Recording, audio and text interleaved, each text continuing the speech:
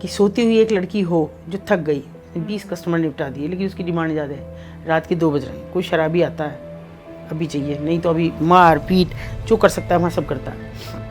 वो थकी हारी उठती है किसी तरह से, क्योंकि मालकिन ने उठाया उसे कि तू आजा। वो थकी हारी उठती है और उठने के बाद में वो आदमी वो उसके साथ सेक्स नहीं करता, वो कुछ ऐसा अपने साथ लाया जो उसने उसके इंटरनल पार्ट्स में डाला, और वो उसे तड़पते देख के खुश हो रहा था। ये जितनी जगह में हम बैठे, इस जगह में 3-3 केबिन्स हों, केबिन किसी लकड़ी के दीवार के नहीं, पर्दों के केवल, और गंदे से गद्दे पड़े हों, कुछ पीछे कपड़े लटक रहे हों उनके, और उसमें केवल उनके पैर फैलते हों।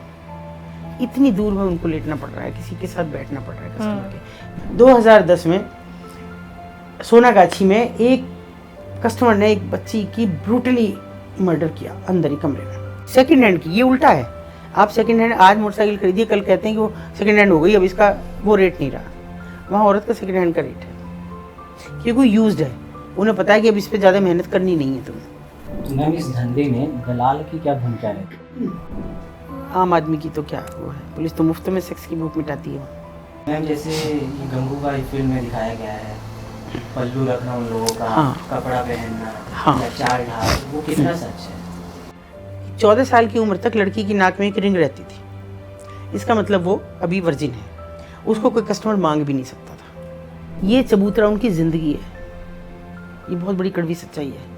इसी चबूतरे पे वो नहाएंगी, इसी चबूतरे पे कस्टमर आएगा तो वो कंडोम्स यूज्ड फेंकेगा, वहीं वो खाना खाएंगी, स्टूल रखा रहता है, उसी पे वो कपड़े रखेंगी जब नहाएंगी, फिर उसी स्टूल पे बैठ के वो खाना खाएंगी, वहीं वो बाथरूम भी करेगा, वो आदमी आएगा जो भी आएगा, वो कंडोम्स भी वहीं फेंकेगा, गुटखा खा रहा है तो उसे भी वहीं थूकेगा, और वो उसी जगह ऐसे समेट के और ऐसे थाली लिए दाल चावल खाती रहेंगी। मैंने उसका हाथ पकड़ा कस के और नीचे ले जा खड़ा कर दिया, तो मैंने कहा ये तेरी माँ है। मैंने कहा मुझे पता है। वो शब्द मुझे चीर गए जब उसने कहा मुझे पता है। तो मैंने कहा कैसे तू इतने दिन काफिल रही, कैसे वो कैसे आती, आज भी तो नहीं रहने दे रहे थे ना। तो मैंने कहा जा अपनी माँ से मिल गई, इसके पास समय कम है। पर माँ तो उसे देखे भी नहीं चली गई थी, कि यूं ही नहीं कहते उसे कि वो जिंदा गोश्त की दुकानें हैं। नमस्कार, आज का विषय बहुत इमोशनल है और बहुत पेनफुल है, और अगर आप ज़रा भी भावनात्मक हैं, आप में संवेदनाएं हैं, तो शायद विषय की गहराई जान आपकी रूह कांप उठे। सोचकर देखिए कि बिना किसी फीलिंग के और बिना किसी प्यार के अगर आपको कोई लड़का छू लेता है तो सोचिए, मतलब मेरा एक्सपीरियंस कहता है कि बस हो गया, दैट्स इनफ। और हो सकता है कि आप उसको एक थप्पड़ भी जड़ दें, लेकिन एक ऐसी जगह और एक ऐसा कोना जहां एक महिला चंद पैसों के लिए कौड़ियों के भाव अपना जिस्म बेचने को मजबूर है, तो ये असलियत है। तो इतना बताने के बाद शायद आप समझ गए होंगे, we are talking about prostitution. वैश्यवृत्ति एक बहुत पुराना पेशा है जिसके अंदर बहुत गहरे राज छुपे हैं, और इनको उजागर करने के लिए आज हमारे साथ एक ऐसी शख्सियत हैं जिनका नाम है अतुल शर्मा, और मुझे नहीं लगता कि शायद वो किसी परिचय के मोहताज हैं। तो उनसे बात करते हैं। बहुत वेलकम मैम, बहुत एक्सपेंसिव टाइम है आपका, आज आप निकाल के आई हैं एनडीटीवी में, बहुत स्वागत है आपका।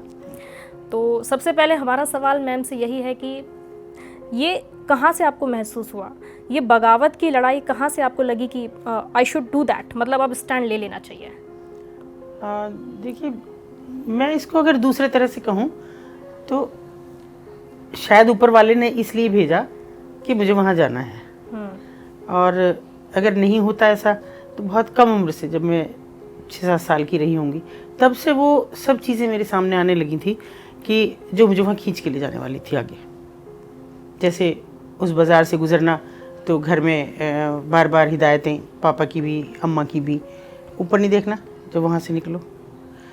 तो और उत्सुकता बढ़ती, तो अगर ऊपर देख लिया तो दुकानदार कोई छोटा शहर है, कस्बाई मानसिकता का है, दुकानदार ने बोला बेटा किसकी बेटी हो, उनकी हैं, तो ऊपर क्यों देख रही हो, ऊपर नहीं देखना, सीधे जाओ सीधे आओ। यानी हिदायत थी कि सिर झुका के जाओ और सिर झुका के आओ। वो स्वभाव में नहीं था। और विरोध करना पता नहीं क्यों, या तो वहीं से शुरू हुआ, और फिर भी कोई ना कोई घटना ऐसी होती रही कि कोई मेरे सामने आती रही, कभी स्कूल के दौरान, कभी कॉलेज के दौरान, कि जो वहाँ से रिलेटेड रहा, जिसमें सब कुछ बहुत अपने आप को पीछे खींचने की कोशिश की। और ये कोई एक दिन का नहीं है, ये मेरे 7-8 साल की उम्र से और 28 साल की उम्र तक का एक सफ़र था जो मुझे खींचता रहा। मैं पीछे हटती रही, कभी सामाजिक कारणों से, पारिवारिक कारणों से, अर्ली एज में शादी, और ये सारी चीज़ें मुझे पीछे खींचती रही, लेकिन उतनी शिद्दत से मुझे घटनाएं आगे बढ़ाती रही। कोई, मैं नहीं जानती थी संस्थाएं क्या होती हैं, मैं नहीं जानती थी समाज सेवा क्या होती है, और 28 साल की उम्र, और जबकि इस शहर में कोई एनजीओ नहीं था, मेरे शहर में एक भी, ढूंढने को भी मैं जानती नहीं थी एनजीओ क्या है। तो ऐसे में वहाँ काम करने का सोचना, तो और जहाँ इतनी हिदायतें बचपन से दी गई हैं, ऊपर नहीं देखना, वहाँ काम करने की बात तो सोचना ही बेमानी था। मगर ऊपर वाला मुझे खींच के ले जा रहा था। और बिल्कुल, अगर किसी लड़की से कोई कहे कि बिना किसी फीलिंग और प्यार के कोई अब मेरे पास कोई आओ तो सेक्सुअल कैसे रिलेशनशिप बनाने को कहे, तो मतलब संभव ही नहीं है ना। तो या तो फिर वहाँ ये हो कि भाई मेरी मर्जी, मैं एक रात के, अभी चल रहा है सब, एक रात की मैं 10,000 लूँगी, 20,000 लूँगी, वो अपनी मर्जी है उनकी।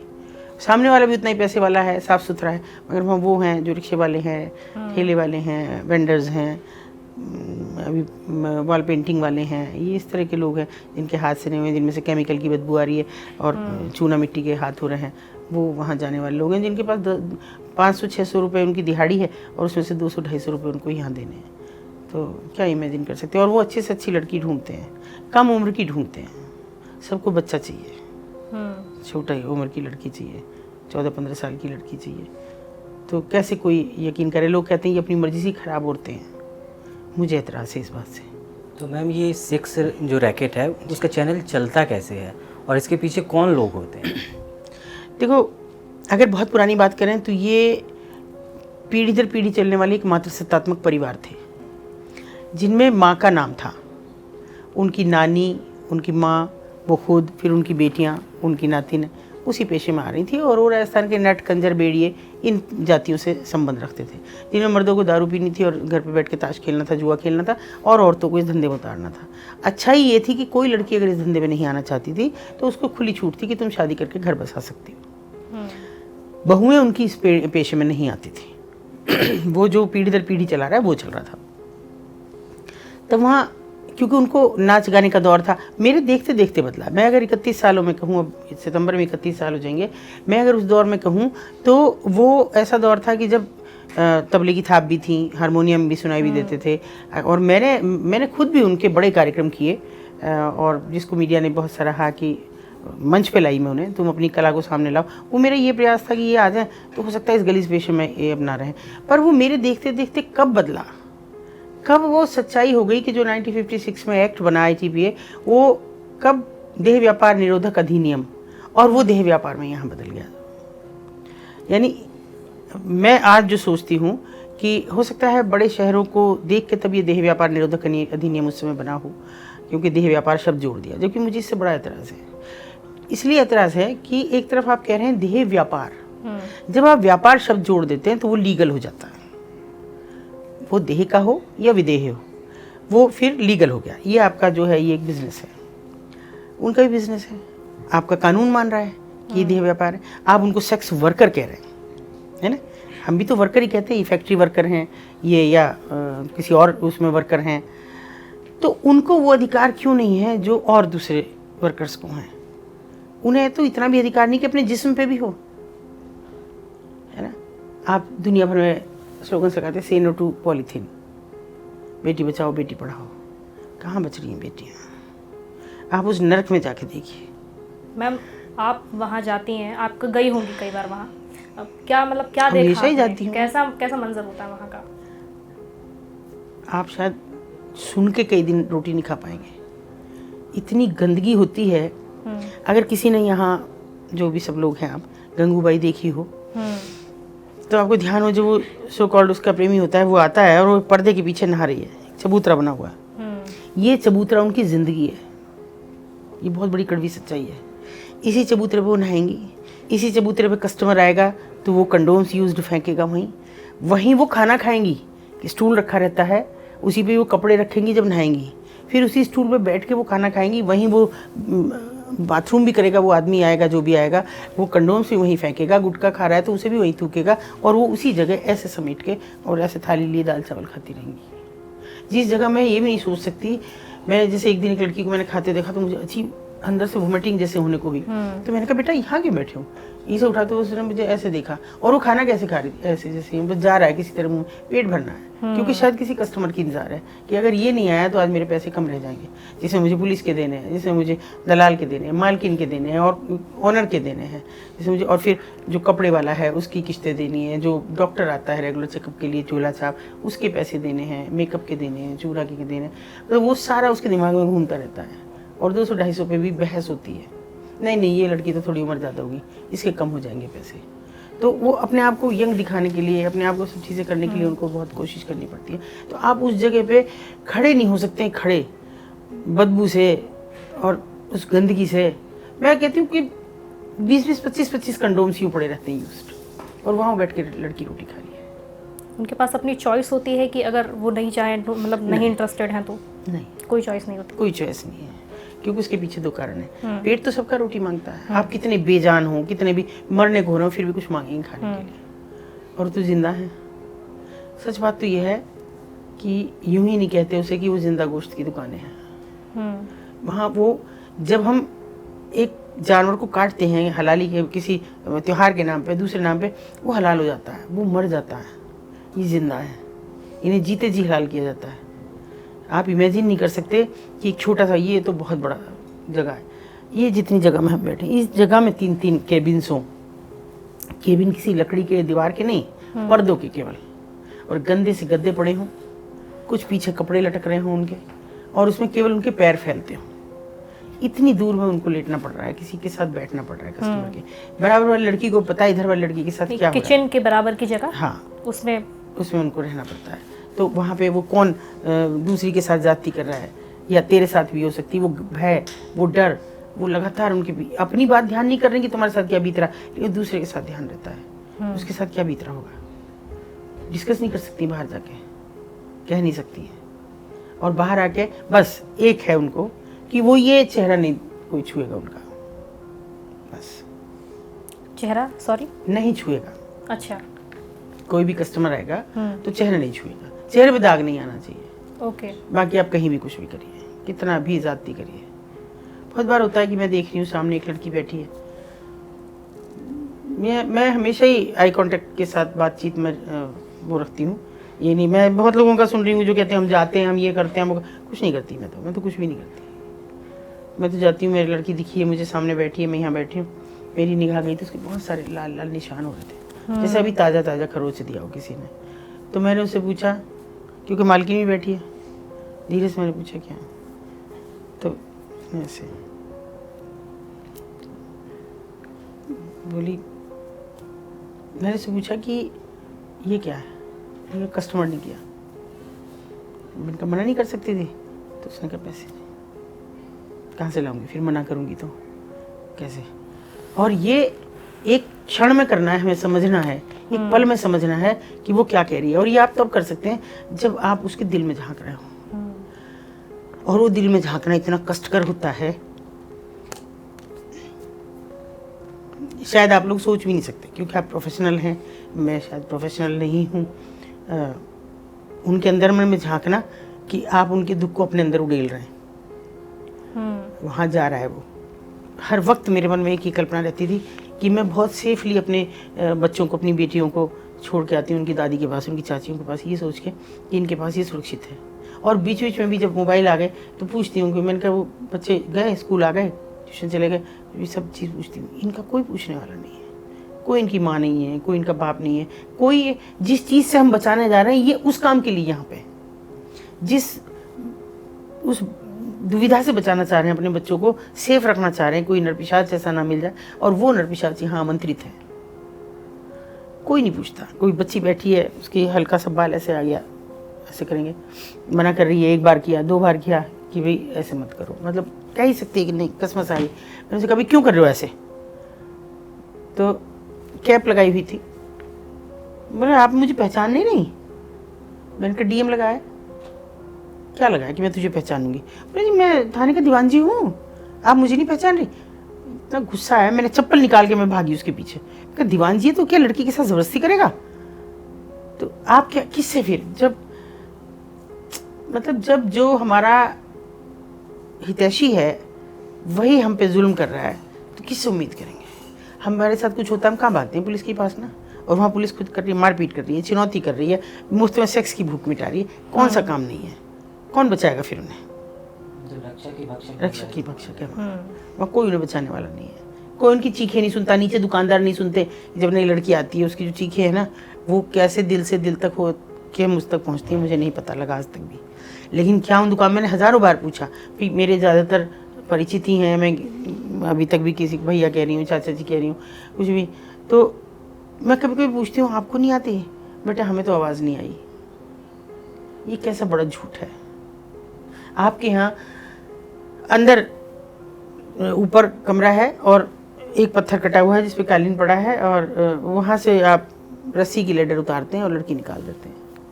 मैं नीचे तो जाके नहीं निकाल सकती किसी लड़की को, दुकान में जाके तो नहीं कह सकती कि भाई ये लड़की कौन है, कहीं कस्टमर है, सामान खरीदने आई है।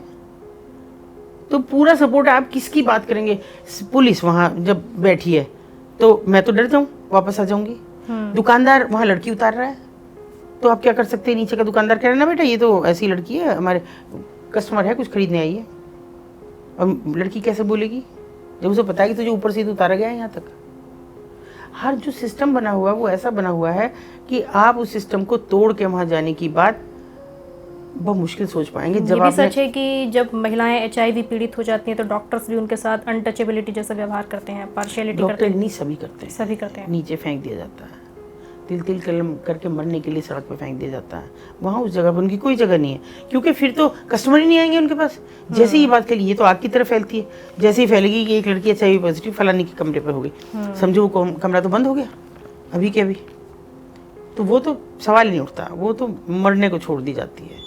कहीं भी जाओ उनसे कोई मतलब नहीं। कभी किसी सेक्स वर्कर ने आपके सामने खुलकर अपने दिल की बात रखी हो? बहुत बार। ये जो 560 लड़कियां हैं सब मेरे दिल के करीब हैं, जिसने अगर ये ना होती तो ये निकलती ही ना। जब भी मेरी कायदे मैंने एक लड़की को निकालूं तो बाकी के सामने कर देती हूँ कि एक अम्ब्रेला है जो मेरे इसके नीचे उंगली रख देगा मैं निकाल दूंगी आज ही मुझे मार भी देंगी तो भी निकाल दूंगी। तो वो लोग आपसे कांटेक्ट कैसे करते हैं? नहीं वो नहीं करते हैं, वो नहीं करते हैं, हम ही करते हैं। लेकिन अगर उनके स्टेक होल्डर्स हैं तो हमारे भी हैं। वही जो रिक्शे वाले ठेले वाले वहाँ जाते हैं वही हम तक भी आते हैं। उन्हें तो पैसे से मतलब, वहाँ सेक्स की भूख मिटानी तो हमसे पैसा लेना है। बहुत बड़ा पैसा नहीं होता, अपने 150 रुपये में भी बिकते हैं ये लोग। फिर बता देना नई लड़की आया, तुम जा रहे हो जाते रहो, हम तुम्हें नहीं छेड़ेंगे कभी भी, तुम्हारा नाम भी नहीं आएगा, हमें नई लड़की का बता देना। तो पता तो लगता है, लेकिन ये इतना आसान नहीं है कि आप गए आपने कहा अच्छा ये है नई लड़की चलो उठो तुम निकलो। ये क्या बकवास है। लोग कहते हैं कि ऐसा किया हमने, ऐसे गए हम, ऐसे पुलिस। अरे पुलिस बताइए, पुलिस तो उनकी खुद ही रखवाली है, तुमसे कैसे निकाली? मैं तो आज तक पुलिस लेके नहीं गई, कभी नहीं। जब लड़की मेरे हाथ में आ जाए उसके बाद पुलिस को फ़ोन करती हूँ, भैया लड़की आई है, अब लीगल कार्रवाई तुमको करनी है। सामने मेरे तो शहर का बाजार ही ऐसा है कि ये आपका कॉर्नर है बिल्कुल सेम, यहाँ पे सीओ ऑफिस है और ये सड़क के दोनों तरफ कोर्ट है, तो दिखते नहीं। तुम काहे लिए वहाँ बैठे हो? और कभी कभी बैठ के अरे पता नहीं मैडम आपको कैसे पता लग जाता है? हमें तो पता नहीं लगता नई लड़की आई है, क्योंकि आंतरिक भाव से नहीं जोड़ रहे आप किसी से भी। आपके घर की बेटी बेटी है और दूसरे के घर की बेटी जो यहाँ आ गई वो भोग क्या है। हर किसी के लिए वहाँ कोई भी आ सकता है, कोई भी उनके साथ कुछ भी कर सकता है। कुछ भी का मतलब आप लोगों को समझना होगा कि कुछ भी का मतलब है कि आप विरोध की स्थिति में ही नहीं है, आप मर जाने की कंडीशन में पहुंच रहे हैं मगर विरोध नहीं है कतई भी। तो मैम इस धंधे में दलाल की क्या भूमिका रहती है? दलाल नहीं थी तो धंधा ही नहीं है। वो थोड़ी उतर के जाती हैं लड़कियां फंसाने, और दलाल आप जैसे बच्चे हैं जो स्मार्ट दिखें, हाई फाई दिखें, जो जाके गली मोहल्ले कॉलोनीज में लड़की को फंसाएं और फंस के फिर वो भाग आए कि घर वाले तैयार नहीं होंगे, और भाग आने के बाद कुछ दिन घूमे फिरे उसको वो करा, फिर चलो भाई अब शादी करेंगे और मैं अपनी मौसी के घर या किसी के भी घर, कोई भी बताया, वहाँ ले जा रहा हूँ, फिर नहीं मिलता है वो कभी वापस आके।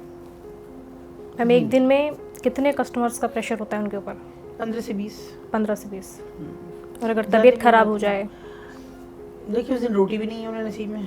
तबीयत से याद आया कि एक सवाल, कि अगर लड़की को पीरियड्स है उस दौरान? वो कोई मतलब नहीं है उस बात, कोई मतलब नहीं है, प्रिकॉशन है ना, क्या ज़रूरत है उन्हें इस बात से, कुछ मतलब नहीं। देखिए जिनका जिस्म लहूलुहान हो गया उनको पीरियड से क्या फ़र्क पड़ रहा है, उनकी तो अंतर आत्मा लहू से भरी हुई है, कोई रोकने वाला नहीं है, कोई कुछ कहने वाला, वो विरोध भी नहीं कर सकती, और विरोध करेंगी तो शाम को खाएंगी क्या, बच्चे से कैसे मिलेंगे, उसके लिए भी तो 200 रुपये जोड़ने हैं। बच्चे क्या देखने के लिए? हाँ, अपना बच्चा देखने के लिए, मिलने के लिए 200 रुपये। बच्चा तो पहली बार, ये भी एक कठोर सत्य है कि जहाँ एक तरफ प्रिकॉशन हम भी उनको कहते हैं लगातार प्रिकॉशन लो, आपको कुछ भी ना हो जाए, दोहरी नीति है लगी है सरकार की भी। एक तरफ आप कहते हैं वेश्यावृत्ति उन्मूलन की बात करो, दूसरी तरफ आप कंडोम वितरित कराते हैं कि वो उनको कोई बीमारी ना हो जाए, इसका मतलब आप मान रहे हैं कि वहाँ वेश्यावृत्ति हो रही है। तो ऐसे में उस बच्ची को पहली बार में, तो बच्चा जब तक वो प्रेग्नेंट ना हो जाए वो कोई प्रिकॉशन नहीं ले सकती, फिर बच्चा हो जाए तो बच्चा छीन लिया जाता है, बच्चा छीन लिया जाता है। हाँ, अब ये हमारी प्रॉपर्टी है, आप अपना काम देखो, जब मिलना हो बता देना, 200 रुपये दो, मिल लेना। और अगर वो बच्चा लड़की है तो उसको भी उस धंधे में डालने की तैयारी आगे, हाँ, कोशिश की जाती है। हाँ, लेकिन अच्छा ये है, 2 पक्ष हुए हैं इन 31 सालों में कि 99% उनके बच्चे पढ़ रहे हैं, जो कभी नहीं पढ़ते थे, दलाल बनते थे या पीढ़ी दर पीढ़ी उसमें आते थे। लेकिन हम जैसे नरपिशाच तो समाज में घूम रहे हैं ना, जो हमारी बेटियों को बहका के वहाँ ले जा रहे हैं। तब वो बाहर की लड़कियाँ नहीं होती थी, खुद से वो ये कहती थी कि भाई तो, जैसे मुझे ही कहती थी, अरे तुम भले घर की लड़की हो, यहाँ क्यों आती हो। और अब नहीं, अब तो भले घर की आई है तो और अच्छा है, वो थोड़े उनके एटिकेट्स होंगे, उनको बातचीत करने का तरीका होगा, वो पढ़ी लिखी होंगी, तो जो कस्टमर हो सकता है वो 200-400 फालतू भी दे दे। और उससे बड़ी बात यह है कि एक माँ है, चाहे मैं हूँ या वो औरतें हैं, अपने बच्चे से मिलने के लिए तो हर कोई तड़पता है। कैसे रह रहा होगा दुधमुआ बच्चा, कैसे, बस एक ही अच्छाई है कि अब वो हरामी नहीं है। बच्चा मिलने से मुझे याद आई कि आप स्टोरी एक शेयर कर रही थी, मेरठ की बिंदिया जिनकी ख्वाहिश अधूरी रह गई थी, उस स्टोरी को एक बार आप विस्तार से समझाएं।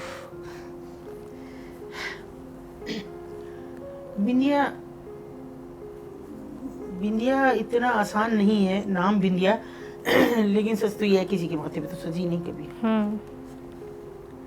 अच्छी थी, कभी सुंदर थी, सांवली थी, लेकिन बंगाली थी, सुंदर भी थी। उसको HIV पॉजिटिव हो गई थी वो, क्योंकि तब प्रिकॉशंस भी नहीं थे, और ट्रक वाले और ये इन सब के लिए तो एक ही रास्ता है कि जाओ सीधे वही जगह है। आजकल एक शायद चेंज आपको नहीं पता होगा, अब ट्रकर्स वहाँ नहीं आते हैं, अब उनके लिए ढाबे पे सब चीज़ें प्रोवाइड है, रोड साइड ढाबे पे सब चीज़ें, अब वहाँ नहीं आते वो तो। लेकिन उस दौरान कोई उसको दे गया, और उसकी बेटी ऊपर रह गई, तिल तिल करके मरी वो, एड़ियाँ रगड़ के, मैं उसका जिक्र नहीं कर पाती हूँ। और आखिरी दम तक वो सोचती रही मेरी बेटी को मेरे बारे में पता नहीं है कि मैं हूँ, इसलिए उस कोठे के सामने की उसमें ज़िंदगी काटती रही। और बेटी को सब पता था, बेटी ऐसे टेंशन में थी कि कैसे निकले। एक दिन उसने मुझसे कहा कि मेरा कस के हाथ पकड़ के फुटपाथ पे बैठ गई, और मुझे मेरा आखिरी समय है, अब मिलवा दो। घिसट के चलने लगी थी, भीख मांग के लोगों से। मैंने कहा तेरी बेटी कहाँ है?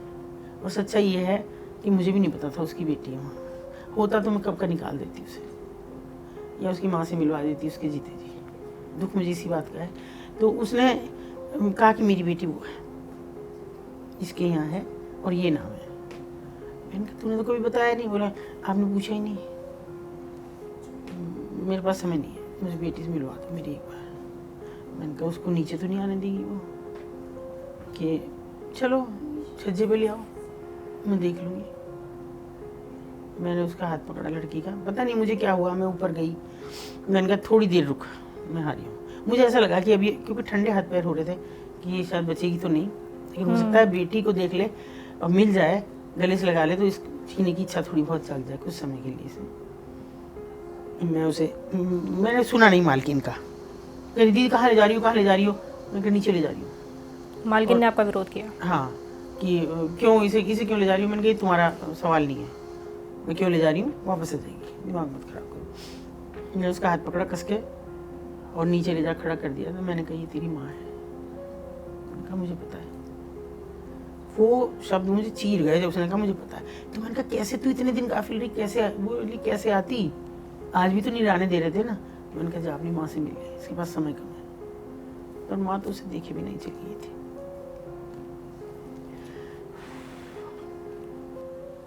वो मैं कभी नहीं भूल पाती हूँ, क्योंकि मुझे लगा कि ये मेरी गलती, मुझसे कैसे उस लड़की की नज़रें छुप गई कि ये बिंदिया की बेटी है।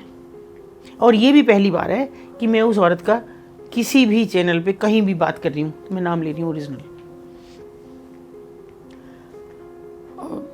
वो भी तड़पती चली गई और वो बच्ची ने फिर हमेशा से निकलने को मना कर दिया, मैं कभी नहीं निकलूँगी। बहुत दिन मुझे लगे उसे फिर से समझाने में, छोड़ दे, तेरी माँ इस हालत में मर गई, इस सब को छोड़ दे, कुछ भी कर ले। कुछ समय बाद उसने शादी की, वैसे लड़की ने। शादी कर चुकी है। हाँ फिलहाल वो ठीक है? हाँ ठीक है, लेकिन वो दर्द जो है वो तो कभी नहीं भूल पाएगी कि उसने ऐसे, मैं कैसे बताऊँ आपको उसको। वो फुटपाथ पे पड़ी है तो जैसे लकड़ी के ढांचे जल के हो जाता आदमी, इतनी लकड़ी जैसी काली बिल्कुल, कुछ तो सांवली थी और अजीब सी, बहुत ही मतलब ख़राब से दांत दिख रहे। और हर किसी को रोक के कहती थी, हर किसी को रोक के, मुझे बाद में लोग बता रहे हैं कि हर किसी को रोक के कहती थी उन्हें बुला दो, मेरी बेटी को बुला दो। मुझे। अच्छा, आपको बुला दो।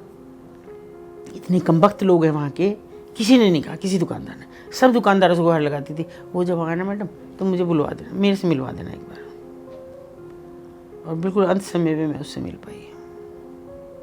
काश थोड़ी देर और होती, मैं उसकी बात सुनने से पहले उस लड़की को ले आती तो हो सकता है उसे सीने से लगा के कुछ सुकून मिलता। लेकिन वो बेसुकूनी इस ज़िंदगी से चली गई। सुकून तो उनकी ज़िंदगी में कहीं है ही नहीं, लेकिन वो मेरी वजह से हुआ। अपनी बेटी को देख पाती तो सकता था और ज़्यादा जी भी ना पाती तो सुकून से चली जाती, या अपनी बेटी से कुछ कह जाती कि छोड़ दे ये जगह, कुछ तो कहती। कुछ नहीं हो पाया और मर गई। ऐसी उसका हाथ, उसने जैसे ही अपनी माँ का हाथ पकड़ा, वो एकदम मतलब मेरी खुद की भी रूह कांप गई कि वो उसके ऊपर रो के गिर के जो रोई है ना, तो वो मैं आज तक भी नहीं भूलती। वो मुझे, ऐसा नहीं है कि वो लड़की मुझसे नहीं कहती है कि आप इतना, मुझे वहाँ ज़्यादातर लड़कियाँ माँ बुलाती हैं कि आप ऐसे इतना, अब कब तक उसको देख के ये बस याद रखती रहोगी। मैंने कहा जो अपने से गुनाह हो उसको आदमी को हमेशा याद रखना चाहिए। अगर आप अपना गुनाह याद रखते हैं तो ऊपर जाने से पहले सुरखरू होंगे, ज़रूर आपको सुकून मिलेगा। मैम, आपने बहुत जगह रेड मारा होगा, लड़कियों को बचाने गई होंगी, तो कोई ऐसा इंसिडेंट जो आपको आज भी डरा के रख देता है? हाँ, वो एक नेपाली लड़की थी, उसके भाई ने उनसे संपर्क किया, मेरी बहन वहाँ पे है, और पूरा एड्रेस दिया, नीचे ये दुकान है, ये बोर्ड लगा हुआ है, उसके ऊपर है। वहाँ की व्यवस्था ऐसी है कि जैसे एक छोटा सा जीना जिसमें एक थोड़ा सा भी मोटा हो जाए आदमी, वो चलना भी मुश्किल हो जाए, तो दो तरफ कटता है, इधर किसी और का है, इधर किसी और का है, इस तरह है वो जीना एक है। मैं उस जीने पे गई तो पूरा मैंने देख डाला। उसने, जो नेपाली महिला थी, मुझे उसके यहाँ डाउट था, मैंने पूरा देखा। उसने मुझे कहा भी कि दीदी आपको गलतफहमी हो रही है, मेरे यहाँ कोई लड़की नहीं आई, कोई नई लड़की नहीं है, आप एक लड़की को देख लो, बुला लो। थोड़ा व्यवहार की अच्छी है वो हमने बुला लिया, नहीं मिली हमें। जी लगा, ऊपर भी चले गए हम, तीसरी मंजिल चौथी मंजिल गए, कहीं लड़की नहीं मिली। फिर हम वापस आए, पता नहीं मेरे दिमाग में एकदम सडन हुआ, क्योंकि जो बराबर वाला कमरा था उसमें हमने 2 दिन पहले ही रेड करके लड़की निकाली थी। और मैं एज यूजुअल जैसे कहती हूँ भैया एक कमरा लायक छाता है, आप इसके नीचे सुरक्षित आना चाहते हो तो आ जाओ। कोई नहीं आई। तो मैंने कहा अगर वो लड़की इस कमरे पर होती तो वो आती। उसका भाई बोला कि नहीं आप एक बार इधर और चलो। तो हम गए, हमने कहा, वो फिर चिल्लाई, फिर मेरे यहाँ आ गई, अभी तो तुमने निकाला, मेरे कहाँ है, कोई लड़की होती तो मिल नहीं जाती। वो चिल्ला के मुझ पे आई। तो मैंने कहा देखो अभी जो होगा वो बाद की बात है, उससे पहले मैं तुम्हें कूट डालूँ रख के, फिर थप्पड़ लगाऊंगी कि ज़िंदगी भूल जाओ, मुझे देखने दो सारी लड़कियों को। सबको देखा, कोई लड़की ना बोले। फिर मुझे एक आइडिया आया, मैंने उसके भाई से कहा धीरे से, मैंने कहा तुम हर लड़की के पीछे जाके नेपाली में कुछ बोलो भाषा में, तो अगर वो तुम्हारी बहन होगी और उसके ओरिजिनल नाम से बुलाओ। तो उसके भाई को, उसका भाई भी नहीं पहचान पा रहा था, इस कदर बदल गई थी लड़की, उसके छोटे छोटे बाल करा दिए थे, वो नंगे कपड़े पहन रही, भाई ठीक से देख नहीं पा रहा था शायद। तो जैसे ही उसने सब लड़कियों के पीछे जाके कहा कि संतली मैं तेरा भाई, अपनी भाषा में। तो एकदम चौंकी एक लड़की, और उसने पलट के देखा। मैंने उसके भाई को मौका नहीं दिया, मैंने उसको ऐसे कर लिया अपने उसमें। वो नीचे बैठती चली गई, मैं भी उसके साथ बैठ गई। मैंने कहा तेरा भाई है हमारे साथ, तू चिंता मत करो, चल नीचे। तो बोली मेरा बच्चा है इन पे। ये मेरे लिए बड़ा शॉकिंग था, भाई को भी नहीं पता था इसके कोई बच्चा भी है। इनका कहाँ है? बोली यही बताएंगी। तो मैंने कहा अच्छा कितना बड़ा है? बोली 5-6 साल का। अरे मैंने कहा 5-6 साल का बच्चा तो अभी हमारे वॉलंटियर्स लाए, सीओ ऑफिस में बैठा है, वो शायद तेरा ही बच्चा है। हमने वैसी गर्दन हिलवाई उसके भाई से भी कि हाँ लाए। वो चल दी हमारे साथ। हमने फिर कहा भी एक बार कल तुम परसों ये किया है, नहीं लड़की तुम आ जाओ, जो भी हो। नहीं आई कोई लड़की। अब उसने पीछे से मेरा ऐसे ब्लाउज़ खींचा, ब्लाउज़ फटा, साड़ी वाड़ी से ढका, साड़ी की पिन खींची सब, और तेरी लड़की बिठा दूँ यहाँ, और तेरी ये बिठा दूँ। उसने दुनिया भर की जो गालियाँ दे सकती थी वो दी। हाँ, हम फिर भी लड़की को भगाते रहे। मैं ऊपर रुक जाती हूँ कि लड़की को ना खींच लें वो। तो मैंने कहा तुम भाग जाओ, भाग के नीचे उतर जाओ, फिर तुमको कोई नहीं करेगा। नीचे हमारे और वॉलंटियर खड़े रहते हैं, मैं जेंट्स वॉलंटियर को कभी ऊपर प्रेफर नहीं करती हूँ। तो वो जैसे नीचे पहुँच गई, नीचे जाती हुई एकदम मैंने देखा उसका तो चेहरा बदल गया। बोले ना मेरा बच्चा नहीं है, मेरा बच्चा नहीं है तुम्हारे पास। मैंने कहा है, चल तो ऑफिस में, सामने सी ऑफिस दिख रहा है। बोलना मेरा बच्चा नहीं है यहाँ पे। मैंने कहा अच्छा भाग के देख, क्या मैं खड़ी हुई यहाँ पे। वो भाग के गई तो बच्चा तो था ही नहीं। हमारे वॉलंटियर्स ने रोकने की कोशिश करी कि अब मत जाओ, अब बच्चा आ जाएगा, वरना मैं नहीं जाऊँगी, मैं नहीं जाऊँगी। और लड़की वापस चली गई। और उसने जो ऐसे ठहाका मार के हंसी ना वो मालकिन, मैंने कहा बस, अरे ये रह नहीं सकती कहीं भी, मैं इनकी ऐसी नस दबा के रखती हूँ। मैंने कहा भी जो तुम्हें मैं करने वाली हूँ उसका तुम्हें अंदाज़ा नहीं है। मैंने जो थप्पड़ बजाए इतने ज़्यादा मारे मैंने, क्योंकि मीडिया भी था और सबने लिखा समाज सेवा या गुंडई, और जो लिख सकते थे, चैनल जो चला सकते थे खूब चलाए, प्रसिद्ध चैनल हैं उन्होंने भी खूब चलाया। मैंने कहा कुछ भी हो, लड़की तो मैं लेके जाऊंगी और बच्चा भी लेके जाऊंगी, अब तुम लाओगी मुझे बच्चा। मैं बैठ गई। आप हाथापाई को कराती थी? हाँ बचाने? हाँ, मैं उस लड़की को लेकर वहीं बैठ गई। मैंने कहा बच्चा लाओ इसका, नहीं तो आज तुम सब जाओगे, मैं एक एक लड़की को लेके जाऊंगी और तुम्हें जेल भेज के जाऊंगी, चाहे जो पुलिस आ गई।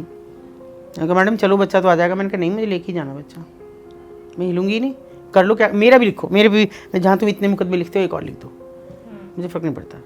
3 घंटे में वो बच्चा लाए, क्योंकि वो लोनी में था बच्चा। लोनी में कोई जगह जिसे मैं आज तक ट्रेस नहीं कर पाई। मैं खुल के कहती हूँ कि कोई तो आए सामने कि जहाँ केवल बच्चे रहते हैं और एक कोई तथाकथित मामा रहता है। लोनी, दिल्ली, वहाँ कोई घर है जिसमें ये सब बच्चे रहते हैं और कोई मामा उनकी देख रेख करता है, जो भी है। तो वो जब बच्चा आ गया उसके बाद का जब मैं लड़की का देखा, अगर आप, मैं शायद मेरे मोबाइल में पड़े होंगे उस समय की फ़ोटो उनके, वो ऐसे थे। और वो बच्चा, छोटा सा बच्चा 3 साल का मुश्किल से, वो ये कह रहा है अब मत छोड़ना मुझे। कोई ऐसे छोड़ता है अपने बच्चों को? मामा के पास मत जाना, मारता बहुत है वो, बहुत पिटाई करता है जब खाना मांगते हैं उसके। वो मुझे ऐसा शॉकिंग था, मुझे लगा कि जैसे मेरा छोटा बेटा और मेरे सीने से लग के ये कह रहा है अभी छड़ के कि मुझे खाना नहीं मिलता था और मुझे कोई मारता था। मैं वो बात कभी भूली। उसके बाद मैंने फोकस कर लिया कि मैं पहले लड़की का बच्चा निकालूंगी, अगर बच्चा है ये पूरी जानकारी लूँगी, उसके बाद ही लड़की को वहाँ से निकालूंगी, तब तक नहीं। दो बच्चों की माँ निकाली मैंने, बड़ी हो रही थी बच्ची, जिनके डालने की तैयारी हो गई थी। और अब बहुत ख़राब अनुभव हैं जिनका अगर आपको मैं अगर सच्चाई बता दूं तो आप कई रातें सो नहीं पाएंगे। कि सोती हुई एक लड़की हो जो थक गई, 20 कस्टमर निपटा दिए, लेकिन उसकी डिमांड ज़्यादा है, रात के 2 बज रहे हैं, कोई शराबी आता है अभी चाहिए, नहीं तो अभी मार पीट जो कर सकता है वहाँ सब करता है। हमारी मारपीट पे मीडिया लिखती है, लेकिन वो कुछ करें उसके लिए नहीं लिखती है शब्द। वो आता है और एक उसी लड़की की डिमांड करता है कि वही चाहिए। वो थकी हारी उठती है किसी तरह से, क्योंकि मालकिन ने उठाया उसे कि तू आजा। वो थकी हारी उठती है और उठने के बाद में वो आदमी, वो उसके साथ सेक्स नहीं करता, वो कुछ ऐसा अपने साथ लाया जो उसने उसके इंटरनल पार्ट्स में डाला, और वो उसे तड़पते देख के खुश हो रहा था। जब उसकी चीखें हद से ज़्यादा हो गई तो कोई बाहरी, जैसे वहाँ इनकी जो अपने स्टेक होल्डर्स होते हैं वो सोते भी हैं चबूतरों पे नीचे, उनमें से कोई आया और उसे कहा कि तुझे दिख नहीं रहा, लड़की इतनी चिल्ला रही है, रेगुलर चिल्ला रही है, अंदर ऐसा क्या है कि जो मर जाएगी और जेल चली जाएगी, ये टाइम नहीं है अब इस समय ये करने का। तो जाके देखा तो उसने कुछ ऐसी चीज़ डाली हुई थी उसके इंटरनल पार्ट्स में, और जिसको वो सेक्स की तरह से यूज़ कर रहा था। और लड़की ऐसे लहूलुहान थी। जिस समय ये लोग उसे हॉस्पिटल लेके आई, मैं सुबह के 4 बजे पहुंची, वो इस हालत में थी और बस हाथ जोड़ के रही थी, मुझे बचा दो, वहाँ मत भेजना, अब वहाँ मत भेजना कभी भी, मुझे जो कहोगे मैं वो करूँगी। पुलिस वालों के पैरों में गिर गिर के जा रही थी, हमारे पैरों में गिर गिर के जा रही थी। नहीं जाने दिया हमने, वो कितनी भी उसने कोशिश की। नारी निकेतन गई लड़की, लेकिन वो दर्द क्या वो कभी भूलेगी? वो तो मैं ही नहीं भूली, क्योंकि डॉक्टर्स ने उसे जो भी था उसको निकाला, टूट गया था सब अंदर, जो भी वो क्या लेके आया था भगवान जाने, लेकिन वो अंदर भी रह गया था। उसका ऑपरेशन हुआ, उसके बाद उसको मतलब बहुत बुरी कंडीशन थी। मैं जिसकी चर्चा करने में मुझे ऐसा लग रहा है कि जैसे मेरी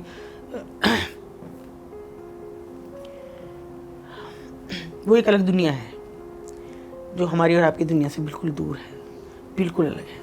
आपको लिपे पुते चेहरे, चूना लगे चेहरों पे ये लगता होगा आपको कि ये हंस रही हैं, ये लोगों को बुला रही हैं, आपको खराब औरतें लगती होंगी, लेकिन उनका अंतर मन जलता है। उनको कैसे सिखाया जाता वो अंदर से इतनी निराश होती हैं, लेकिन फिर भी दरवाज़ों पे खड़े होकर इशारा करती हैं, मुस्कुराती हैं। हाँ, अपने आप को और दिखाती डिफिकल्ट हैं। और जब कोई एक कस्टमर आए, जीने पे आवाज़ आए और सारी लड़की भाग के जाए, वो इतना शॉकिंग होता है कि वो सब अपने आप को दिखाने की कोशिश करती हैं कि मैं खिड़कियों से झांकती हैं। खिड़की नहीं, जीने से चढ़ता है। जब कोई कस्टमर एक आता है, एक गंदा सा कस्टमर जिसके कपड़ों में से भी बात आ रही है, और वो सब ये दिखाती हैं कि मैं ज़्यादा सुंदर हूँ, या मैं ज़्यादा, या मेरा ये हिस्सा ज़्यादा सुंदर है, इसका नहीं है ज़्यादा। इससे कुछ मतलब नहीं है किसी का। वहाँ आपका चेहरा कैसा है, आप दिखते कैसे हैं, किसी का कोई मतलब नहीं है। आप यहाँ से यहाँ तक कैसे हैं, ये दिखता है। चेहरे से कोई मतलब नहीं। कोई मतलब नहीं है किसी का। क्या ऐसे बिल्कुल लाइन लगी होती है लड़कियों की जैसे फिल्मों में दिखाया जाता है? बिल्कुल बैठी रहती हैं ऐसे, स्टूल पड़ा रहता है, कस्टमर कस्टमर आएगा, की अपनी चॉइस होती है कि हाँ, मुझे ये लड़की चाहिए। वो चाहिए मुझे, वो चाहिए। और आप अगर खिड़कियाँ, अब देखिए जैसे मान लीजिए आपकी भी खिड़कियाँ हैं ये, इनमें आप अपने यहाँ तक दिख सकते हैं बाहर वाले को, अगर इसमें झांकने की कोशिश, मगर वो खिड़कियाँ ऐसी हैं कि उनमें यहाँ तक दिखना है, क्योंकि आपको झुकना है। उनमें कोई रेलिंग नहीं है, कोई शीशा नहीं, कुछ नहीं है, वो केवल दरवाजा होते हैं छोटे छोटे, जिनको रात के समय बंद कर दिया जाए, और उनको पूरा झुकना होता है ताकि वो ये हिस्सा दिखा सकें कि आप मुझे इसलिए पसंद करो। और अधनंगे कपड़े, वो बाजार, वो कहती हैं कि ये बाजार की डिमांड है, हम ऐसे कपड़े पहने। उनको कहीं बाहर जाने की आज़ादी होती है? नहीं, सिर्फ अंदर घर में रहना। केवल उनको कि जो उन्हीं की अपनी हैं और धंधे में भी हैं, और उनकी बेटियां हैं, उनके परिवारों की हैं, कि वो रात को जाएं, और कस्टमर को रात को बाहर जाने का, सुबह 6 बजे नहीं आती हैं तो वो बवाल कर देती हैं। जाने वाले की सब आईडी वाईडी, तब तो आईडी होती नहीं थी शुरू में, लेकिन अब तो सब चीज़ होती है, वो सब जमा करा लेती है। आईडी क्या होती है? मतलब जैसे आधार कार्ड या किसी का जो कस्टमर जाएगा वो सब जमा करा लेती है। मैम जैसे ये गंगूबाई एक फिल्म में दिखाया गया है, पल्लू रखना उन लोगों का, हाँ। कपड़ा पहनना, हाँ। या चाल ढाल, वो कितना सच है? मैं ये बात सोच के बार बार हैरान होती हूँ।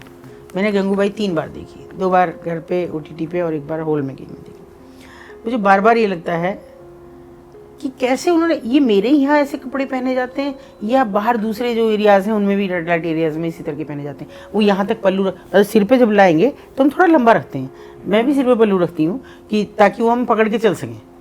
यहाँ तक रखते हैं बेसिकली। हाँ, बेसिकली यहाँ तक रहा कि पकड़ लें, लेकिन वो बिल्कुल इतना रहेगा कान तक, है ना, और वो भी पीछे पड़ा रहेगा। और वो जो झूम के चलना है ऐसे इधर और इधर पैर रख के, वो बिल्कुल सेम जैसे वो चलती है। मुझे, मेरे साथ, मैं अपने वॉलंटियर्स को भी लेके गई थी, उन्होंने एकदम किसी का नाम लेकर कहा, अरे ये तो बिल्कुल उसके जैसी लग रही है, चाल ढाल से भी। तो जैसे हम किन्नरों की एक अलग तरह की चाल के आदी हैं, उसी तरह का सेम वो उनकी आदत हो जाती है, उस तरह का चलना, उस तरह की चाल ढाल। हालांकि मैंने उसमें बहुत सोचा, बहुत करा।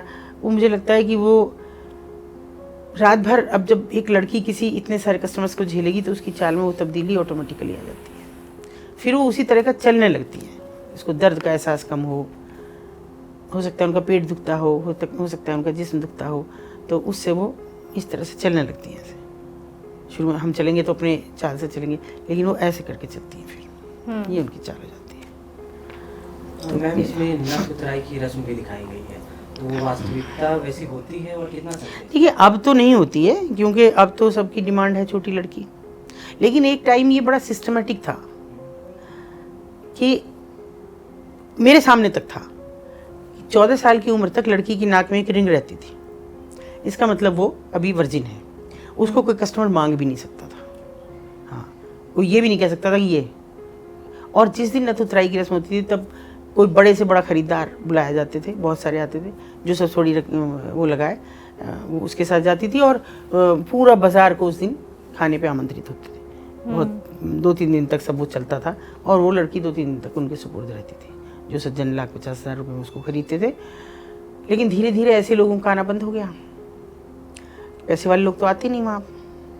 अब तो केवल वो आते हैं कि जो बस किन्हें सेक्स की भूख मिटानी है किसी भी तरह से, 200 रुपये में, 250 रुपये में, इस और जगह भी मिल जा रही है, तो इससे ज़्यादा सेफ जगह कौन सी है? पैसे को लेकर लड़की की अपनी कोई चॉइस नहीं होती? नहीं, कोई चॉइस नहीं, लड़की की अपनी कोई चॉइस नहीं है कि वो ये कहे कि नहीं मुझे ये पैसे मेरे हैं या मैंने कमाए हैं या मैं इतने लूँगी इतने नहीं लूँगी, नहीं, वो तो बाहरी मालकिन तय कोई करेगी। सेक्स वर्कर प्रेग्नेंट है उस दौरान अगर वो अपनी चॉइस रखती है कि नहीं वो इंटरेस्टेड नहीं है? देखिए 8 महीने तक नहीं, 8 महीने तक बस 9वें महीने में उसको ये दी जाती है।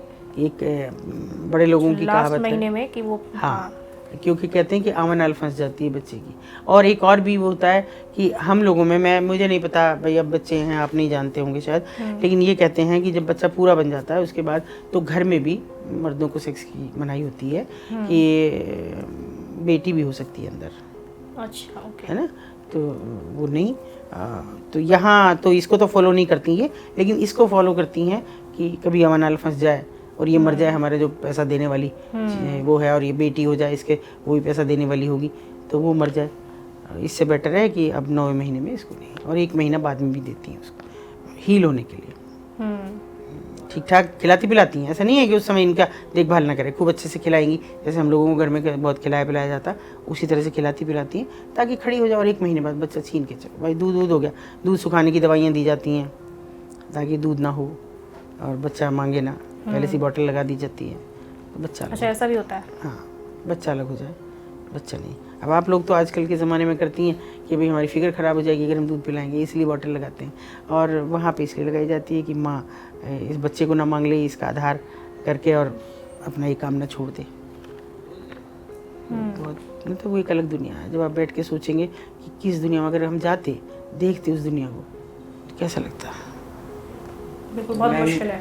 इस धंधे में बच्चियों को लाया जाता है तो उनको कोई इंजेक्शन भी लगाया जाता है जिससे वो बड़ी दिखे? हाँ, क्योंकि अभी देखिए हम जैसे लोग उन्हें तंग तो करते ही रहते हैं, भी नाबालिग है, दिख ना जाए, मैं बार बार टोकती रहती हूँ कि मुझे दिख ना जाए, मेरी है, मेरी बहन की लड़की है, दीदी है तो उसकी है ही नहीं, ये उनका स्टाइल होता है बोलने का। ऑक्सीटॉक्सिन लगाते हैं। मेरे खुद के सामने एक लड़की थी, अच्छी सी प्यारी सी बच्ची थी, थोड़ी सांवली सी, उनमें से किसी की थी, तो मैंने कहा इसे मत उतारना, 6th में पढ़ रही है ये, पढ़ने दो तो थोड़ा और हो जाएगी फिर देख लेना, ना इसको ना उतारेंगे।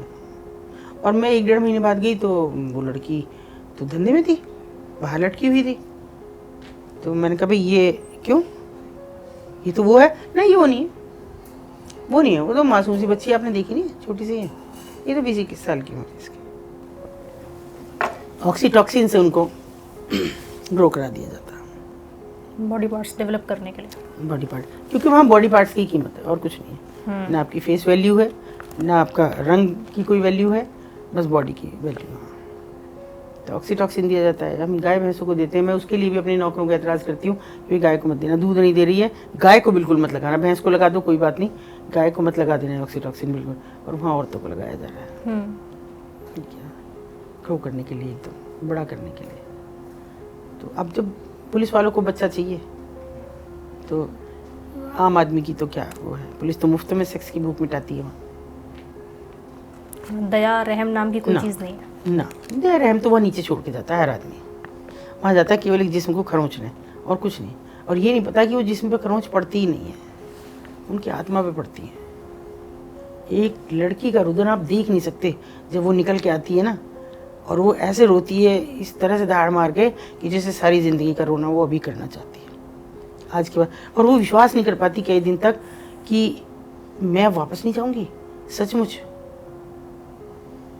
बहुत मुश्किल से हिम्मत देनी पड़ती है कि अब तुम नहीं जाओगी वापस कभी भी, कोई तुम्हें वो नहीं आएगा करने कि फिर से चलो वहाँ और वो मर्जी से अपनी जो चाहो जैसी ज़िंदगी चाहो जियोगी तुम। क्योंकि उनको कैसी कैसी जगह, कैसी कैसी मतलब कैसे इमेजिन करेंगे आप कि ये शीशा है, इसके पीछे मुझे तो दिख रहा है कि कुर्सियाँ हैं, सब चीज़ें, मगर ऐसी भी जगह है जैसे ये आ गया तो यहाँ तो कुछ नहीं दिख रहा मुझे, इसके पीछे लड़कियां हैं। मेरे पास सूचना है कि लड़की हैं, और उसने कहा दीदी ये छोटा सा कमरा देख लो। मेरे पास तो कोई लड़की नहीं है, सचमुच लड़की नहीं है। मेरे साथ जो सिपाही थे वो भी कहने लगे कि दीदी यहाँ तो लड़की नहीं है, फेक हो गई। मैंने कहा फेक तो नहीं होगी मेरी, कुछ तो है। मैंने उसका जरा इस शीशे पे मारना एक हाथ, तो चिल्लाने लगी, बोलिए मेरा शीशा टूट गया, तुमको लगवाना के देना पड़ेगा। मैंने कहा पूरा बना के दूंगी, ड्रेसिंग टेबल ही तो है, दूसरी ला देंगे, कौन सा बनवानी थोड़ी है। मैंने कहा तोड़ लेंगे, जो तू हटाने फिक्स कर रखी थी ड्रेसिंग टेबल, ऐसा लगा हमें कि वो फिक्स है। लेकिन शीशा टूटती तो उसके पीछे 3 लड़कियां थी जिनको सांस आना बंद हो रहा था और पीली पड़ चुकी थी बिल्कुल, मासूम सी छोटी छोटी लड़कियां, 13-14 साल की लड़कियां। और अब वो कैसे हटाएं? वो ड्रेसिंग टेबल जो है पेज से कस रखी थी, उसको पीछे रखने के बाद में पेज से कस दिया। आजा रेड हो जाए तो कोई बात नहीं, कोई फर्क नहीं पड़ता। बोले आज आप नहीं निकालती। लड़कियों ने जब होश आया डॉक्टर के ले गए, काफ़ी उनको ग्लूकोज लगा, उनका जो हीमोग्लोबिन था बहुत कम हो गया था, तो उनका आज हम पुणे चले जाते हैं यहाँ से, उनको तीनों को भेज दिया जाता, क्योंकि सूचना फैल गई थी कि 3 नई लड़कियाँ आई हैं। और ये उन्हें उम्मीद थी। मैंने रात को पहली रेड की थी, रात को मैं जनरली करती नहीं। तो इनको कितने रुपए में बेचा जाता है? बहुत ज़्यादा नहीं है इनका, कोई कीमत नहीं है इनकी। कीमत है इनकी दूसरी बार में। आप पहली बार में मत समझिए, पहली बार में तो जो फंसा के लाया उसको तो इनके 25-50 भी मिल रहे हैं, बहुत ज़्यादा मिल रहे हैं, फ्री में मिल रहे हैं। वो तो फंसा के ले आया, आपके यहाँ बेच दिया। 30-30 हज़ार में बिकते मैंने देखी। मेरी अभी कल मेरी गवाही थी किसी केस में, 30 हज़ार में वो महिला बिक गई थी, उसका पति बेच गया था। पति बेच गया था। तो उसके बाद वो करेगी, पहले उसको पूरा अपने ढंग से डालेंगी, उनके स्टाइल, उनके बातचीत करने का, लोगों को आकर्षित करने का, ये सब तरीका उनको सिखाया जाएगा, और मेकअप वेकअप उनका अच्छे से करके उसके बाद में उनको मार्केट में उतारा जाएगा दूसरी जगह बेचने के लिए। तब जो दूसरी जगह के दलाल हैं वो आके उनको देखेंगे, अगर ज़्यादा पैसे मिलते हैं तो ठीक है, नहीं तब तक कमाएगी हमारे यहाँ, फिर लगा देंगे बाज़ार में। ये तो चीज़ है, यूज़ होती रहेगी, यहाँ फिर भी लग जाएगी आगे जाके। तो 1 लाख से ज़्यादा वहाँ किसी कीमत नहीं है सेकंड हैंड की। ये उल्टा है, आप सेकंड हैंड आज मोटरसाइकिल खरीदिए, कल कहते हैं कि वो सेकंड हैंड हो गई, अब इसका वो रेट नहीं रहा। वहाँ औरत का सेकंड हैंड का रेट है, क्योंकि यूज्ड है।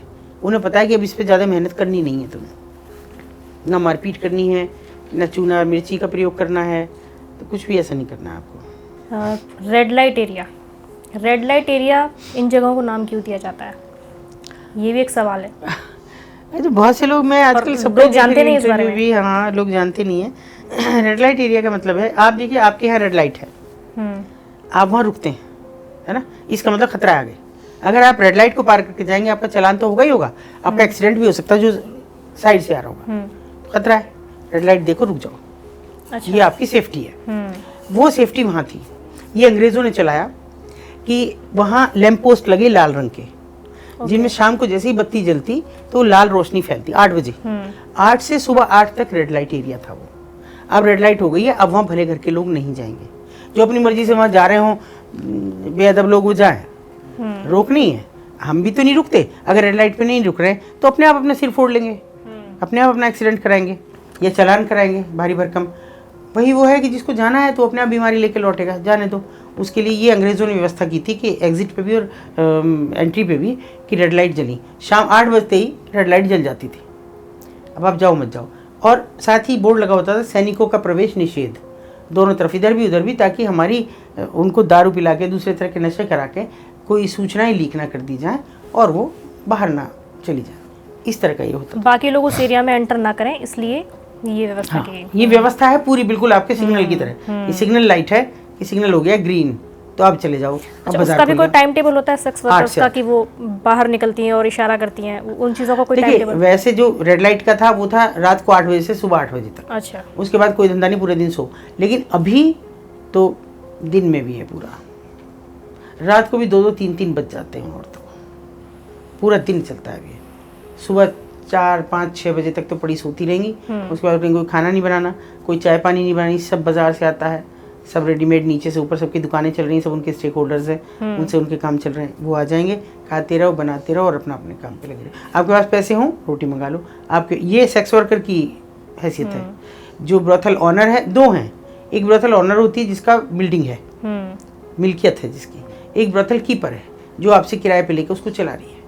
एक बिल्डिंग में 3 या 4 ब्रोथल कीपर हो सकती हैं, निचली मंजिल पे कोई और, मतलब पहली मंजिल पे, दूसरी पे कोई और, तीसरी पे कोई और, इस तरह हो सकती है। ये जो कोठे की मालकिन होती हैं ये कहाँ से आती हैं इस प्रकार की ये महिलाएं? पहले ज़्यादातर राजस्थानी थी, अच्छा। जिनका ये मात्र सत्तात्मक परिवार थे, सब जगह जहाँ भी कहीं थी।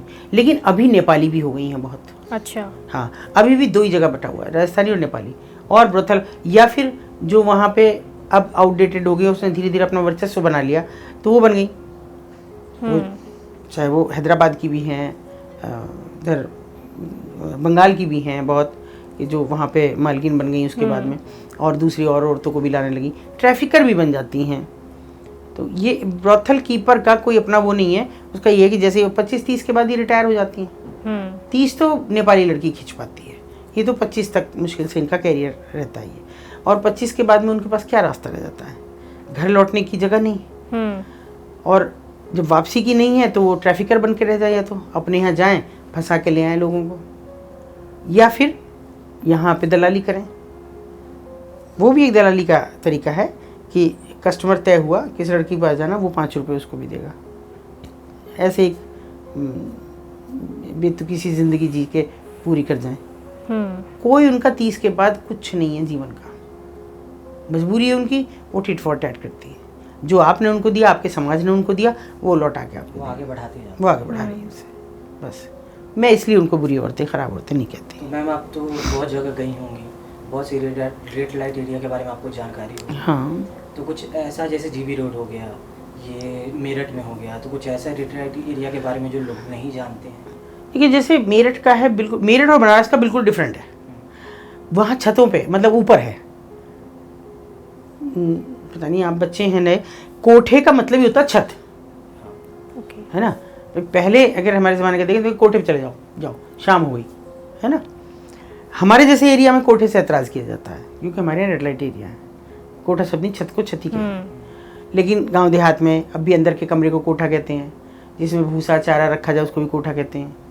तो लेकिन अभी ये वर्जित है मेरठ में, जैसे कहना, बनारस में वर्जित है। यहाँ की ये है कि ये ऊपर है, नीचे दुकानदारों की दुकानें हैं, नीचे आदमी सेफ है, जबरन किसी के साथ बदतमीजी नहीं हो सकती। लेकिन जैसे मैंने जीबी रोड देखा, सोनागाछी देखा, वहाँ नीचे कमाठीपुरा है, नीचे भी खड़ी हैं, वो पोल पे खड़ी हैं, सड़कों पे खड़ी हैं, दरवाजे पे खड़ी हैं, खींचेंगी लोगों को जाते हुए। आम आदमी भी जा रहा है क्योंकि वो मेन मार्केट है, उनमें सामान भी लेने जा रहा है, तो वो उसको भी खींचेंगी, अश्लील इशारे करेंगी। उन सबसे 2 जगह अच्छी होती हैं, बनारस और मेरठ। वहाँ से ये बिल्कुल एकदम अलग है। इसलिए मैं ये कहती हूँ वो ऊपर से कुछ भी इशारा करे, ऊपर से इशारा किसको करेंगी? वो जो देख रहा है ना, जो देख रहा है उसको ही करेंगी ना, जो नहीं देख रहा है उसको कैसे कर पाएंगी? लेकिन नीचे जो खड़ी है वो तो उसको भी खींचेंगी, जो नीचे जा रहा है उसको भी जबरदस्ती कहेंगी आजा। तो वो ये फ़र्क बेस केवल है, और बाकी और कोई फ़र्क नहीं। हर जगह जाती हैं, अंधेरे सीलन भरे कमरे हैं जिनमें उनको जगह नहीं है कहीं खड़े होने की, बैठने की। मतलब मैंने ऐसी ऐसी हालत में से लड़कियां निकाली हैं। मेरे पास सूचना आई लड़की है तो मैंने अपने वॉलंटियर्स को 1-2 को भेजा, भी जरा देख लो लड़की है। और उनका मैम है ही नहीं, और इतना पूरा उन्होंने वहाँ बवाल करा दिया। पुलिस भी आ गई, सब आ गई, वो लड़की नहीं। उधर वही कहने लगे मैडम फेक हुई तो। मैंने कहा फेक हुई तो जेल भेजोगे मुझे? बोल नहीं, आप पूरे मशीनरी को तंग कर देती हैं। मैंने तो नहीं बुलाया, आप खुद से आया, मैं तो कभी सूचना नहीं देती। बताओ, जाओ, चले जाओ। वो लड़की नहीं मिली तो मैंने कहा वो भी देखा जाएगा, नहीं मिली। अब देखा छोटा सा कमरा, लड़की कहाँ मिले, और वो बैठी इत्मीनान से खाना खा रही थी, 4 बजे बैठी। मैंने कहा बता दे लड़की कहाँ है, मेरे पास सूचना आई है। तभी मुझे लगा कि जैसे आपकी ये है कि तो यहाँ पे कितनी सी से सीढ़ी रखी, सीढ़ी जैसी कोई चीज़ थी, स्टील की बनी हुई। मैंने कहा ये क्या है? उसके मुंह से निकल गया ये तो दीदी सीढ़ी है, फोल्डिंग। अभी तो मैंने कहा भाई इसकी क्या जरूरत पड़ी, तेरा तो जीना है, फोल्डिंग सीढ़ी का क्या करती है? और कहीं मुझे वो भी नहीं दिख रहा तेरे तो छत्ती या कोई ऐसा कोई जगह हो कि जहाँ पे तुझे चढ़ना पड़ रहा। तो हमारे एक साथी थे साथ में, उन्होंने कहा मैडम ध्यान से देखो, सारे सफ़ेद रंग के पत्थर लगे हुए हैं जो छत वाली टाइल होती हैं, और एक काला है। हाँ मैंने कहा है तो वो चौड़े वाले जो होते हैं जिनको पत्थर लगाते हैं टाइल और लगा के। मैंने कहा देख लो भी क्या है इसमें। मैंने कहा बता दे, अगर ये खुल जाता हो तो इस सीढ़ी से चढ़ जाएंगे। बोले ना कुछ नहीं है। उन्होंने कहा मैं तोड़ता हूँ इसे। वो पुलिस वाला भी चिल्लाने लगा, अगर भाई साहब ये तोड़ दिया ना तो इसकी छत आप ही ठीक करवा के जाओगे। उन्होंने, वो थोड़ा ऐसे ही आदमी थे, उन्होंने कहा उसकी नहीं, मैं तेरी भी छत ठीक करके जाऊँगा आज। अगर लड़की निकल गई अब उसका बता दे कि क्या करेगा तू। वो चुप हो गया। एक नहीं 3 लड़कियाँ निकली। वो जैसे ही पत्थर हटाया और सांस नहीं आ रहा था लड़कियों को, वो पूरी दुछत्ती बना रखी थी और उसमें वो किसी तरह से पड़ी थी, कोई जरा सा रोशनदान नहीं, कोई सांस आने की जगह नहीं, और किरण नहीं। कैसे वो निकाली, ऐसे गिर रही जैसे कोई सामान गिर रहा हो। लड़कियों की उम्र क्या होगी? ऐसी सब 15-16 साल की, शायद कोई नहीं होती। तो मैं आपको लगता है कि ये जो धंधा है वो कभी खत्म हो पाएगा? नहीं। क्योंकि अभी कॉल और मैसेज, एक कॉल और एक मैसेज पे लड़कियां घर पे आ जाती हैं। हाँ तो लेकिन वो पैसे वाले लोगों के लिए ना, ये गरीब के लिए तो नहीं है ना। और आदमी पैसे वाला हो, गरीब हो या कोई हो, जब ये देखिए ऐसा है, कमज़ोर पे ताकत की आजमाइश है ये। जो अपने घर में ताकत की आजमाइश नहीं कर सकते, अपनी बीवियों के साथ इस तरह का व्यवहार नहीं कर सकते, वो शराब पी के वहाँ करने आते हैं। तो उनके लिए तो वो बड़ी हाई फाई कॉल गर्ल्स उपलब्ध नहीं है। उनके लिए तो स्पा सेंटर या मसाज सेंटर ये इनके लिए उपलब्ध नहीं है, कहीं नहीं होता। मैं आपको एक कड़वा सच बताती हूँ। 2010 में सोनागाछी में एक कस्टमर ने एक बच्ची की ब्रूटली मर्डर किया अंदर ही कमरे में। इस तरह किया कि रॉड डाली, उस रॉड से कुचला उसे, और अंत में वो जब सर्वाइव नहीं कर पाई, हिम्मत नहीं जुटा पाई, वो मर गई। मरने के बाद वो शोर मचा, वो मर के उसको छोड़ गया, भाग गया। लेकिन मालकिन ने सोचा कि मेरा तो धंधा खत्म हो जाएगा, ये तो फिर आगे करेगा। आज अगर कुछ नहीं करा, उसने जो है एक इस पर मुकदमा कायम करा और हाईकोर्ट में अपील करी कि साहब मेरी लड़कियों की सुरक्षा की जाए। हाईकोर्ट ने उसमें संज्ञान लिया, इलाहाबाद हाईकोर्ट ने, लेकिन वो सुप्रीम कोर्ट में की, सुप्रीम कोर्ट में उन्हें की। सुप्रीम कोर्ट में संज्ञान लेके और उन्होंने क्या किया, तमाम सरकारों को आदेश किया, तमाम स्टेट्स की, कि अपने यहाँ से एक 2 सॉलिसिटर जनरल भेजो और बैठ के इस पे तय किया जाएगा कि क्या किया जाए इनके पुनर्वास के लिए और सुरक्षा के लिए। ये तय हुआ। 24 ट्रेड निकाले गए कि सिलाई, कढ़ाई, बुनाई और मोबाइल रिपेयरिंग, इनके बच्चों के लिए साइकिल रिपेयरिंग, मोटरसाइकिल रिपेयरिंग, ये सब चीज़ों के 24 ट्रेड में इनको प्रशिक्षण दिलाया जाए पहले, और उसके बाद जो भी गरीबी आवास योजना है उसमें इनको मकान दिए जाएं और वहाँ इनको बसाया जाए और इन पर अलग कॉलोनी बसाई जाए और इनकी पूरी निगरानी की जाए। निगरानी समितियों का गठन भी किया जाए जो इन पर निगरानी रखें। मैम, आपका एक केस था कि आप बता रही थी कि आपका विरोध होता है जब आप बचाने, रेस्क्यू करने जाती है लड़कियों को, तो आपके पीछे शायद एक गाड़ी लगी थी, आपका पीछा कर रही थी, आप पे अटैक हुआ था, वो क्या केस है, उसको समझाइए। ये ऐसे तो जनरली मुझ पर अटैक तो छोटे मोटे तो होते रहते थे, मेरी पिटाई कर दें, मेरे कपड़े फाड़ दें, गालियाँ दें, ये तो होते रहते थे। लेकिन अभी तो ऐसा हुआ कि मेरी बेटी की शादी थी 10 दिन बाद, और हम कार्ड बांटने चले और थोड़ा पैसा डाला कि भाई एक गाड़ी बुक कर देंगे, और हमारे एक साथी साथ में थे संस्था के, तो उन्होंने थोड़ा सा दूर जाते ही कहना शुरू कर दिया था कोई हमारा पीछा कर रहा है। कैसे पीछा कर रहा है, और थोड़ा 1 किलोमीटर गए, पीछा कर रहा है। बेटी की ससुराल थोड़ा दूर देहात में थी तो किसी को ही पता था इसका मतलब। जैसे हम वहाँ पहुँचे, इस बीच हमने 3 गाड़ियाँ बदली, बुलाते रहे किसी को, भैया इधर गली में के दे दो, इधर दे दो, यहाँ वहम हो रहा है, दे दी अपनी, उनकी उन्हें सौंप दी कि हमारी गाड़ी के पीछे इधर को लग जाए दूसरी गाड़ी के। लेकिन जैसे हम, अब मान लो जैसे अंदर जाके हमें गांव के लिए जाना है, तो यहाँ हम सड़क पे जा रहे हैं तो थोड़ा सा नीचे उतर कैसे करेंगे। उन्होंने जैसे मोड़ना शुरू करा तो मुझे सामने दिखा कि दूध का टैंकर खड़ा था, वो जैसे सीधा सड़क क्रॉस करके हमारी तरफ आ रहा है। मैंने उनसे कहा कि ये तो हमारी तरफ आ रहा है। उन्होंने एक सेकंड, मुझे इतना तो याद है कि उन्होंने मुझे ऐसे पकड़ के नीचे कर दिया, पीछे से पकड़ के, हाँ नीचे कर दिया, और उसके बाद वो हम पे चढ़ गया पूरी गाड़ी पे। कैसे काट के निकाला हमें नहीं पता, क्या हुआ हमारा। आप गाड़ी के अंदर थे? हाँ, दोनों लोग हम गाड़ी के अंदर थे, और वो तो बहुत ही डैमेज हुए, बहुत ज़्यादा। उनके तो दोनों पैरों, मेरे तो एक ही पैर में, मतलब इस हिस्से में पूरे में जो उनकी साइड था, इसमें ही रॉड है, हाथ में भी इसमें ही रॉड है, थोड़ा मतलब दिक्कत भी होती रहती है, पर वो तो बहुत ज़्यादा डैमेज हुए। मतलब हमको मरा समझ के वो छोड़ गए थे कि लोग भागे, तो उसने वो छोड़ा वहीं और भाग गया जो भी था। लेकिन फिर मेरे वॉलंटियर्स ने बताया कि भाई हमें एडमिट कर दिया, जिसने भी जहाँ करा होगा, कि वो आया था, किसी का नाम लिया और कह रहा था कि मुझे एक बार बात करनी है। तो हमने आपकी वजह से बदतमीज़ी तो कोई नहीं की, लेकिन चलो फिर मेरी छुट्टी होगी, मैं घर चली गई। और हम लोगों के, हम चूँकि देखिए बेसिकली हम देहाती हैं, तो हमारे यहाँ सिस्टम है बैठक का अभी भी, कि ये मर्दानी बैठक अलग है। तो मैंने बैठक में अपना वो डलवा लिया था उनसे कि भाई यहीं डाल दो मुझे, तो अंदर ठीक नहीं, बार बार लोग आएंगे। तो किसी ने एक दिन कहा कि भाई वो आया हुआ है और बाहर लॉबी में बैठा है। मैंने कहा बुला लो, आया क्यों है पर। वो आया अंदर और आके वो, मुझे समझ आ गया था कि इसने कराया, वो वहाँ का सबसे बड़ा पिम्प था। तो आके वो बिल्कुल मेरे पैरों में गिर गया और रोने लगा कि मुझसे गलती हो गई। मैंने कहा क्या गलती हुई, एक्सीडेंट कराया मेरा? हाँ। मुझे मुकदमा लिखा दो, मुझे जेल भेज दो। मैंने कहा अब तूने मांग ली, आगे पड़ा तो शेर ने भी नहीं खाया, अब बात ख़त्म हो गई। फिर उसने अपनी जेब से एक काला धागा निकाला, तो ये मुझे बांध दो। मैंने कहा ये क्यों? कि भाई मैं तो मुस्लिम हूँ, मुझे नहीं पता रक्षाबंधन क्या, लेकिन धागा बांधोगी तो मैं हमेशा ये सोचूंगा मेरी रक्षा का, तुम्हारी रक्षा का भार मुझ पे है। तो मैंने कि ला बांध दूंगी। मैंने कहा भी रक्षाबंधन तो है नहीं, पर तू कह रहा है यहाँ तक आया, इतना विरोध करने की क्षमता भी नहीं थी, पूरा बंधी हुई थी सारे जगह जगह से। मैंने धीरे से उसके हाथ में बांध दिया। ये लोग विरोध भी करते रहे, लेकिन देखिए मैं भगवान को धन्यवाद देती हूँ, उसने हज़ारों लड़कियाँ बेची होंगी, उसके बाद उसने कोई लड़की नहीं बेची और 30 लड़कियाँ उसने चुपचाप मुझे सूचना दे के निकलवाई। अच्छा। हाँ, इतना बदलाव देखने को इतना बदलाव मुझे उसमें। तो और उसके बाद मुझ पर कभी कोई हमला नहीं हुआ। मैम बस ये एक लास्ट सवाल कि लड़कियों के लिए क्या मैसेज आप देना चाहेंगी, वो इससे कैसे बचे? देखो भैया, एक तो ये जो रोज़ भाई मुझे समझ नहीं आता, शायद हम पुराने हैं, बूढ़े हो रहे हैं, मेकअप और ब्रेकअप नहीं समझ आता, इसे छोड़ दो। आज एक से ब्रेकअप हुआ, कल दूसरे से मेकअप हो सकता है, जिससे तुम्हारा मेकअप हो रहा हो। अब मुझे तो अभी तक मेकअप यही पता था, अब ये मेकअप भी हो गया है रिश्तों का भी। हाँ, ये हो रहा हो वो कोई ऐसा नराधम हो कि जो आपको कहाँ ले जाने वाला है, किस धंधे में डालने वाला है, आपकी इज्जत को तार तार करने वाला है, उससे बचो।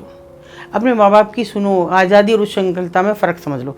बाल भर का है, आज़ादी है कि आप यहाँ बैठी हैं तो आप आज़ाद हैं क्योंकि आप एक अच्छा काम कर रही हैं। उच्छृंखलता ये है कि इसके बाद भी माँ बाप की ना सुनो, मेरी मर्जी में कहीं भी जाऊँ, अपने पैसे को जैसे चाहे उड़ाऊँ, ये उच्छृंखलता है। इसको छोड़ दो। लोग घात लगाए बैठे हैं। हाई प्रोफाइल सोसाइटीज़ में भी जो लड़कियां जाती हैं, ज़रूरी नहीं वो अपनी मर्जी से जा रही हों, वो भी इस तरह के रैकेट में फंस के जा रही हैं जिनमें बड़े लोग शामिल हैं। इससे बचो, बस लौट आओ एक बार फिर से अपनी दुनिया में।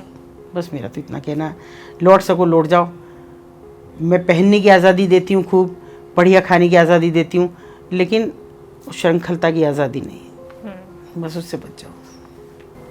तो मैम ने अभी जितनी बातें बताई, इस इंटरव्यू को हम यहीं खत्म करते हैं। मैम ने ऐसी दुनिया के बारे में बात की जो हमने कभी न देखी न सुनी। बहुत क्या क्या यहाँ पे होता है रेड लाइट एरिया में, कैसे लोग काम करते हैं, दलाल कैसे काम करते हैं, और आप कैसे इससे बच सकते हैं या आप इसमें क्या योगदान दे सकते हैं, ये सब बातें हुई। आप इस वीडियो को शेयर कीजिए, उन लोगों तक पहुँचाइए जहाँ ये वीडियो जाना चाहिए, और इस वीडियो को देखकर आप ये सोचिए कि आप इसमें क्या अपना इनपुट दे सकते हैं। थैंक यू मैम, आपका इंटरव्यू देने के लिए धन्यवाद। बहुत बहुत धन्यवाद।